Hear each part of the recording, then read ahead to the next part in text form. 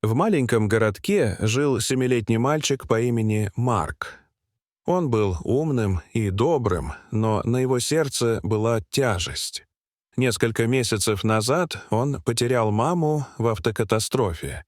Каждый день без нее был как пустая комната, и Марк часто задавался вопросом, слышит ли Бог его молитвы. Он молился, надеясь, что его просьбы будут услышаны, но не знал, приходит ли ответ. Однажды Марк написал письмо, в котором спросил: «Если Бог есть, почему Он забрал мою маму? Слышит ли Он мои молитвы?» Он не знал, к кому обратиться, но почувствовал, что это письмо должно быть отправлено кому-то важному. Он отправил его в Белый дом. Чудо произошло, когда письмо дошло до президента США, Дональда Трампа. Его помощники передали письмо, и сам Трамп, узнав о беде мальчика, решил ответить. Он пригласил Марка и его отца на публичное мероприятие в Нью-Йорке, чтобы лично встретиться с ними и поговорить. В день встречи Марк и его отец прибыли в огромный зал, переполненный людьми. Когда Трамп обратился к Марку, он рассказал историю своей жизни, как потерял свою мать в детстве. Он объяснил, что даже спустя годы он продолжает чувствовать ее любовь, а Бог часто отвечает на молитвы через людей, их поступки и доброту. Президент рассказал о том, как однажды после смерти своей мамы ему помог случайный человек, просто предложивший помощь в трудный момент. Это было чудо, когда он почувствовал, что Бог работает через других людей.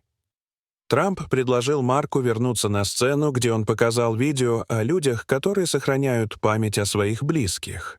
В этом видео рассказывались истории о тех, кто создавал памятники, книги и другие проекты в память о тех, кого они любили.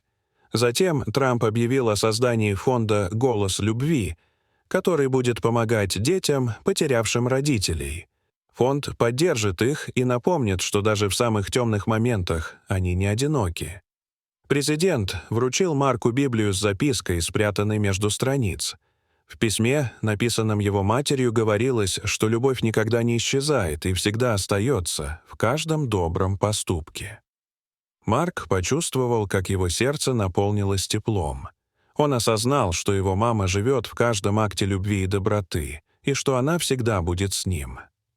История Марка получила оглушительный отклик в мире. Его путь стал вдохновением для тысяч людей, а фонд «Голос любви» собрал тысячи пожертвований и стал важным проектом, помогающим детям пережить утрату. Марк продолжал писать письма другим детям, потерявшим близких, и его слова давали им надежду. Так, через свою боль и веру, Марк стал символом силы, любви и доброты, а его история вдохновляла миллионы людей по всему миру. Дорогие зрители, что вы думаете об этой истории? Расскажите, пожалуйста, в комментариях. А если вам понравилось это видео, то ставьте лайк и подписывайтесь на наш канал. До свидания.